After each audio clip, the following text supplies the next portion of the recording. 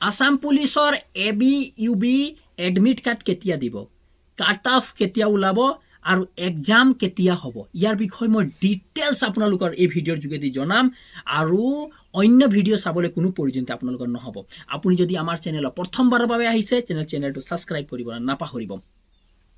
বলক ভিডিঅ'টো আৰম্ভণি কৰোঁ।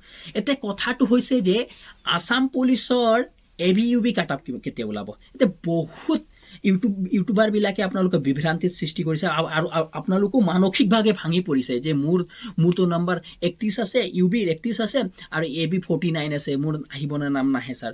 এতিয়া লৈ কিনি এনেকুৱা ধৰণৰ নানা ধৰণৰ আপোনালোকে বিবাদত সোমাই আছে। কাট অফটো কিমান যাব, কিমান যাব, আপোনালোকৰ এতিয়া পঢ়াও নাই আৰু কেতিয়া পৰীক্ষা হ'ব তাৰ বিষয়ে আপোনালোকে ভাবি পাগল হৈছে। কথাটো মই আজি আপোনালোকক ক্লিয়াৰ কৰি দিছোঁ। চব কাট অফটো কেতিয়া আহিব, বহুত ডাঙৰ কথা। একদম মোৰ ইনফৰমেশ্যনৰ মতে 100% মই ক'ব নোৱাৰিম সেই ডেটত হ'ব। কেলে নহয়, অসমৰ পৰিস্থিতিৰ বিষয়ে আপুনি একো নাজানে। মামাই কয় 5 তাৰিখে হ'ব পৰীক্ষা, কিন্তু 28 তাৰিখে হৈ যায় পৰীক্ষা। পিছুৱাই যাব পাৰে, কেতিয়াবা আগুৱাই যাব পাৰে। কিন্তু মই আপোনালোকক এটা কথা ক্লিয়াৰ কাট কৰি দিছোঁ যে কাট অফৰ ডেট ফাইনেল মই আপোনাক কৈছোঁ যে কাট অফটো কেতিয়া আহিব।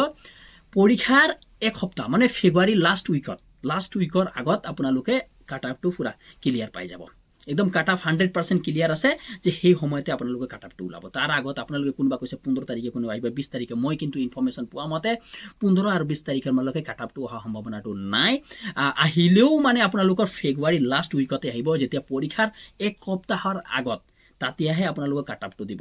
কাট অফটো দিব আৰু লগে লগে আপোনালোকে এটা কথা মনত থ'ব, সেই অৱস্থাতে আপোনালোকক কি হ'ব, এডমিট কাৰ্ড কেইদিনৰ পিছতে এডমিট 1-2 দিনৰ ভিতৰত, মানে পৰীক্ষাৰ এক সপ্তাহ নালাগে, পৰীক্ষাৰ 2-3 দিনৰ আগত আপোনালোকে মানি লওক কি এডমিটটো দি দিব। অ'কে, এতিয়া পৰীক্ষাটো কেতিয়া হ'ব, এক্সামটো এতিয়া চাওকচোন।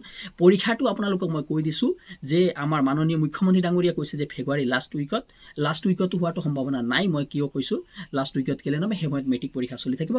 নেক্সট উইকত, লাষ্টৰ উইকত মানে মে ফাৰ্ষ্ট উইকত মানে আপোনালোকৰ হোৱাটো সম্ভাৱনা আছে, কিয়নো মেট্ৰিক পৰীক্ষা সেই সময়লৈকে শেষ হৈ যাব, হায়াৰ ছেকেণ্ডেৰী পৰীক্ষা চলি থাকিব। সেই সময়ৰ কাৰণে এটা কথা ক্লিয়াৰ কাট আছে যে সেই সময়লৈকে আপোনালোকে হল ক্লিয়াৰ হৈ যাব।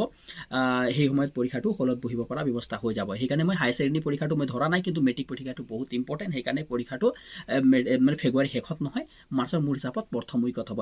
মাৰ্চৰ যদি প্ৰথম উইকত পৰীক্ষা হয়, এডমিটৰ আপোনালোকৰ মাৰ্চৰ মানে ফেব্ৰুৱাৰী শেষলৈকে পাই যাব, নহ'লে মাৰ্চৰ আৰম্ভণিতে পাব। আৰু কাট অফটো সেই সময়তে আহিব। তাৰ আগত আপোনালোকে এতিয়া কি কৰিব লাগে, আপোনালোকে এতিয়া পঢ়িবৰ কাৰণে আৰম্ভণি কৰে। এই কালি পঢ়িম, পৰহি পঢ়িম বুলি কিনি ভাবি কিনি আপুনি সময় নষ্ট নকৰিব। এটা কথা মই আপোনালোকক ক্লিয়াৰ কৰি দিছোঁ। আপোনালোকক এটাই কথা কৈছোঁ, আজি যদি আপুনি ফাইট নকৰে, আপোনাৰ জেগা বেলেগে দখল কৰিব।